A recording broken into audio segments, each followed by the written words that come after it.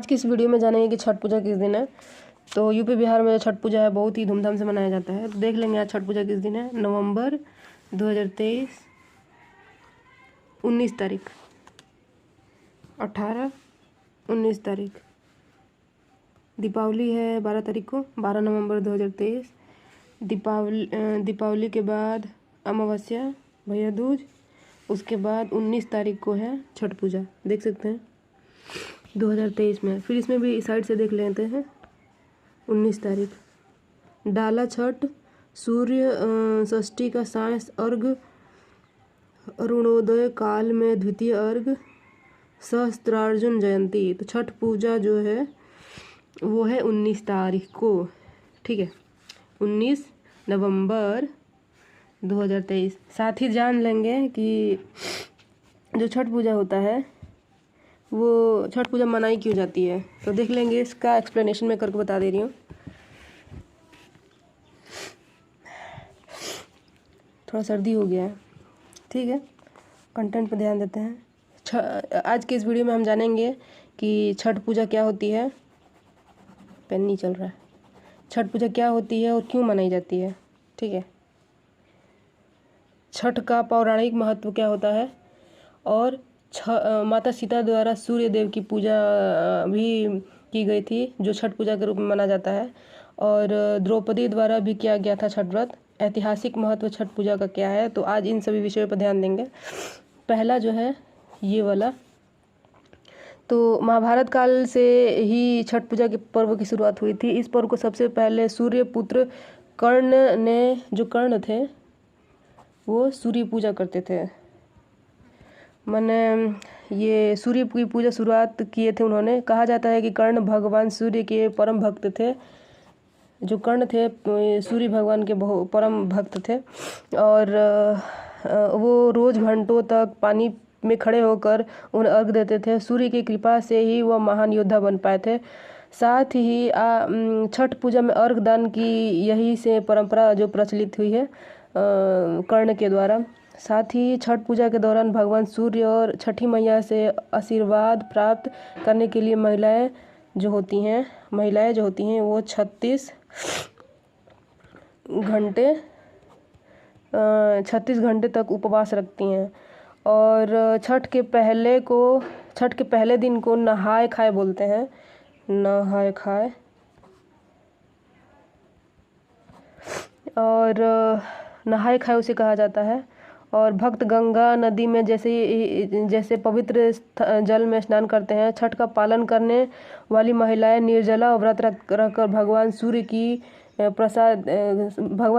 के लिए प्रसाद का तैयारी करते हैं।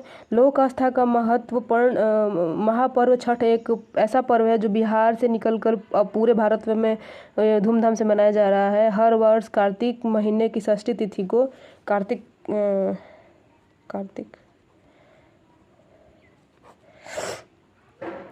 माह की जो षष्ठी तिथि होती है, तो संध्या को व्रती भगवान सूर्य को अर्घ देकर उनका उपासना करते हैं, जो व्रत रखते हैं वो लोग। जबकि अगले दिन सुबह उगते सूर्य की पूजा की जाती है। पहले जो होता है, जो षष्ठी तिथि होता है कार्तिक का, जो षष्ठी तिथि होता है वो होता है संध्या का टाइम पूजा होता है। और अगले दिन सुबह उगते सूर्य की पूजा की जाती है। उगते सूर्य की पूजा होती है। तो इस पर्व में डूबते और सुबह, अगले दिन सुबह सूर्य हुए माने जो सूर्योदय और सूर्यास्त, सूर्य की जो डूबते सूरज की और उगते सूरज की पूजा की जाती है। पहला दिन डूबते सूर्य की पूजा की जाती है संध्या के टाइम, और उसके दूसरे दिन उगते हुए सूरज की पूजा की जाती है, ठीक है। तो कहाँ तक मैं बता रही थी कि षष्ठी तिथि की संध्या के व्रत के भगवान सूर्य को अर्घ देकर उनकी उपासना करते हैं, जबकि अगले दिन सुबह उगते हुए सूर्य को अर्घ देकर पूजा किया जाता है। जो छठ पूजा होता है, मेरा थोड़ा सर्दी हो गया है, एक्सप्लेन करने के टाइम थोड़ा दिक्कत हो रहा है, नाक बह रहा है मेरा, फिर भी कंटेंट पर ध्यान देते हैं। जो पौराणिक महत्व है छठ पूजा का, वो क्या है ये भी जान लेते हैं। छठ पूजा का पौराणिक महत्व क्या है इस टॉपिक पे दूसरा नंबर, ठीक है। उत्तर प्रदेश और खासकर बिहार में छठ पूजा का विशेष महत्व माना गया है। छठ के सिर्फ एक पर्व नहीं है बल्कि महापर्व है जो पूरे दिन तक चलता है। नहाए खाए से एक शुरुआत होती है जो कि डूबते और उगते सूर्य को अर्घ देकर समाप्त होती है। ये पर्व साल में 2 बार मनाया जाता है, पहला चैत्र में और दूसरा कार्तिक महीने में। चैत्र शुक्ल पक्ष की षष्ठी पर मनाया जाने वाला जो छठ होता है उसे चैती छठ बोलते हैं, चैती छठ बोलते हैं, चैती छठ। और जो होता है कार्तिक शुक्ल पक्ष की षष्ठी पर मनाया जाने वाला पर्व को जो है वो कार्तिक छठ बोलते हैं। कहा जाता है कि पारिवारिक सुख की समृद्धि और मनोवांछित फल प्राप्ति करने के लिए पर्व किया जाता है। और तीसरा नंबर है जब माता सीता द्वारा सूर्य की पूजा। तो माता सीता ने भी सूर्य की पूजा की थी। छठ पूजा की परंपरा शुरुआत इस संदर्भ में बहुत सारी कथाएं हैं। इस मान्यता के अनुसार माता सीता और जो भगवान राम थे वो 14 साल का वनवास के बाद जब अयोध्या लौटे थे, तब रावण वध के पाप से मुक्त होने के लिए ऋषि मुनियों के आदेश पर राज सूर्य यज्ञ करने का फैसला लिया गया था। पूजा के लिए उन्हें मुग्दल ऋषि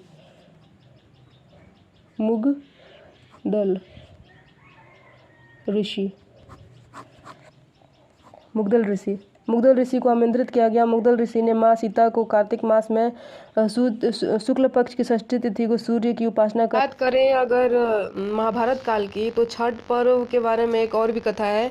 एक किंवदंती के मुताबिक जब पांडवों का सारा राजपाट जुए में हार गए थे, तब द्रौपदी ने छठ व्रत रखा था। इस व्रत ने उनकी मनोकामना पूरी की थी और 5 पांडवों को सब वापस मिल गया था। और परंपरा के अनुसार सूर्यदेव और छठी मैया का भाई बहन का रिश्ता है, इसलिए छठ के मौके पर सूर्य की आराधना और फलदायी मानी जाती है। इसका एक और जो ऐतिहासिक महत्व भी है उसके बारे में भी जान लेंगे। साथ ही साथ जो छठ पूजा होता है उसका ऐतिहासिक महत्व भी जान लेंगे। पुराणों के अनुसार जो प्रियव्रत नाम के एक राजा थे, उनकी कोई संतान नहीं थी, इसलिए उन्होंने हर एक जतन कर डाले थे कि कोई संतान की उत्पत्ति हो, और फिर भी कोई फ़ायदा नहीं हुआ था उनको।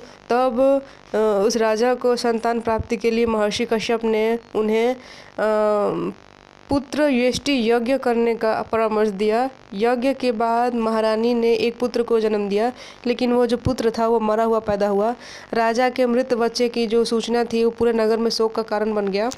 कहा जाता है कि जब जो राजा थे वो अपने मृत बच्चे को दफनाने की तैयारी कर रहे थे, तभी आसमान से एक ज्योतिर्मय विमान धरती पर उतरा। इसमें बैठी एक देवी ने कहा, मैं षष्ठी देवी हूँ और विश्व के समस्त बालकों की रक्षिका हूँ, मैं रक्षा करती हूँ। इतना कहकर देवी ने शिशु के मृत शरीर को स्पर्श किया, छुआ उस बच्चे को मृत शरीर के, जिससे वह जो बच्चा मरा हुआ था वो जीवित हो उठा। इसके बाद से ही जो राजा थे अपने राज्य में छठ पूजा के त्यौहार की घोषणा कर दिए। इसके बाद से उस राज्य में छठ पूजा मनाई जाने लगी। तो उम्मीद करती हूँ इन सभी विषयों पर आपको अच्छे से जानकारी हुई होगी। तो आज का वीडियो यहीं फिनिश करते हैं। शुक्रिया।